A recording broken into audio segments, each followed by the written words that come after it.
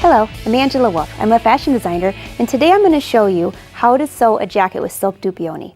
Silk Dupioni is one of the most beautiful fabrics, often used in bridal, but I use them for casual jackets that I actually wear with jeans. This fabric, it's very lightweight, which is why you see it a lot of times in skirts of ball gowns, wedding. The big problem is the wrinkling. See how icky that looks? That is not very attractive. So I'm going to show you that one more time.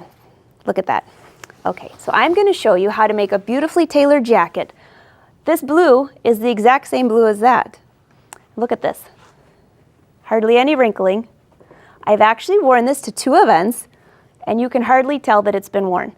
So there's just a few little tricks of what goes inside the garment that gives you this effect. Now on the other hand, this dress here does not have the same underlining, which is what I'm going to show you. But because it wrinkles just a little bit. But I lined it, which helps to add a little bit of a weight. But the big trick is, if you ever wear, and this works for other things also, by the way, it's a little tip. If you wear a really lightweight garment and you have this little hem here, this will flip up or it might curl open. So inside here is a little trick of the trade that you can use in any garments. What's in here? See, you can't even see it. This is what it is. A little drapery weight. I tuck that right into the corner of the hem, and you couldn't see that. I tried. Both sides. If I banged them together, you can hear them. They're both in there. Works great in hems, especially with silk Dupioni. But back to the jacket, my favorite thing. This jacket I've left open. Now look, you can still do beautifully bound buttonholes, pockets. It still wrinkles a little bit, but not much. So what's in there? Underlining. I have so many people in my classes that say, what is underlining? This is it. This is an extra fabric that is inside your jacket that you treat just like your outer fabric. And this also works with other fabrics, but it's really good with silk Dupioni. And all this is 100% cotton. And you can kind of see this little white stuff that's on here. That's fusible interfacing. For this jacket, I used fusible interfacing on top of the cotton. If you use fusible interfacing on silk Dupioni, number one, through the dry cleaning process, it begins to pull apart. It's very unattractive. And number two, if you don't have a hot enough iron and get that fusible interfacing on good enough, look what I did. I fused the interfacing straight to the silk Dupioni, which is one reason that I've never used this jacket to wear, but it's really good for teaching classes. So this was fused. You can see the little puckers. It still wrinkles. Those are puckers because the fusible interfacing was put on real poorly. By me. I've gotten much better. So here we go. Let me show you this cotton. And by the way, this cotton, once your jacket is lined, you would never know all of that's in there. And on this jacket, I also have little weights in the side to hold that down. So let's get on to the process. What I do is I've already cut the jacket pieces just to kind of skip ahead. I have a 2-piece sleeve here. I cut one of the silk Dupioni. My little dots tell me which side is the wrong side of the fabric. Silk Dupioni looks so similar on both sides. One side is a little bit nubbier and has a few more flaws. But just so you know, silk Dupioni does have flaws. It's supposed to be that way. So don't cut your garment and then all of a sudden flip out because you think that you sewed the wrong side. They do have little flaws, little nubs. That's part of the texture of the fabric. So cut out your sleeve. This is my upper sleeve, and I've cut all the pieces so you can get a visual. This is 100% cotton, pre-shrunk and pressed. So here we have this. Now I did not cut out this flap because I don't want the extra bulk. This is armo weft interfacing. This is really good for tailoring if you want the easy tailoring, not the hand tailoring. It's a little thicker, and what I will do is press this to this part of the cotton, and then here's for the hem.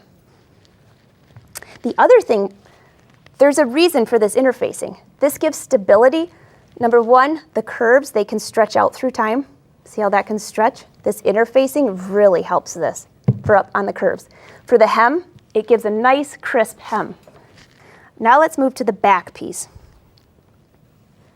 The upper back, I have the interfacing curved a little bit. You always want to curve the interfacing if it's in your body because you do not want a sharp mark right there. But this helps the back. You know, when you move your arms and you stretch like this holds that nice and firm. And then you'll put interfacing at the bottom.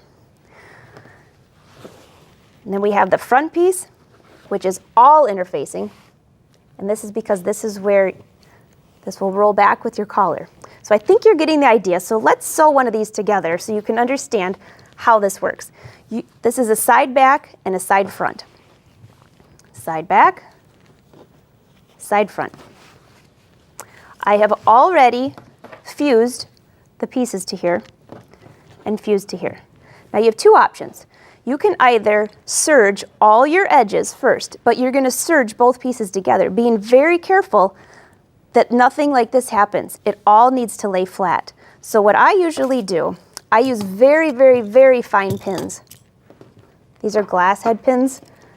So then when these pins come out of here, I will not end up with a couple holes in my fabric. If you use these bigger pins, such as this one here, that will not work.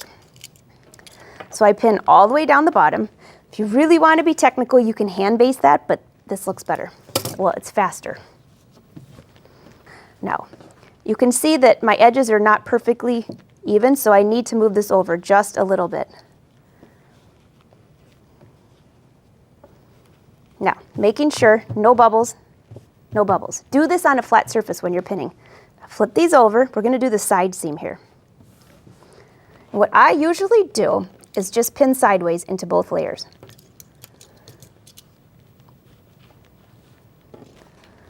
For those of you that always ask me, well, how do you sew all of those pieces together at the same time? This is how. This is so easy. And I'm careful to make sure that, you want to make sure that, okay, if you can take a peek in here. If this fabric, if one of the sides ends up with a little bubble like this and the other part is flat, that's bad. You're going to want to stop and just start over because it doesn't matter what you do, something's wrong. All the pieces need to be flat, just as if you were sewing one regular garment without all the extra layers.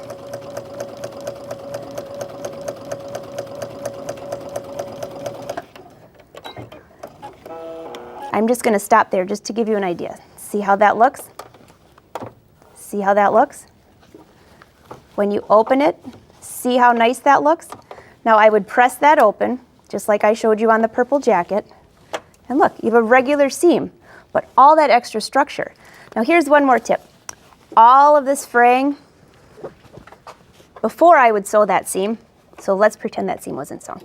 I would take this to the serger and I would serge both pieces together, going around the curves. I'm cutting off just a small layer, like barely an 1/8 of an inch, but I will adjust my seam allowance to make up for that. And this gets rid of all the extra edges. Now, if you decide to serge, just be careful when you serge one side and get to the other side that your fabric does not become bulky through here. So let's go back here. Look at how good this looks. This would be pressed open, and look at that seam. You would never know that you have two layers of fabric, 2 layers of fabric and interfacing. That is just how simple it is to sew with silk Dupioni. You can end up with a beautifully tailored jacket with gorgeous trim. You can wear it with jeans or out for an evening, and it's just wonderful.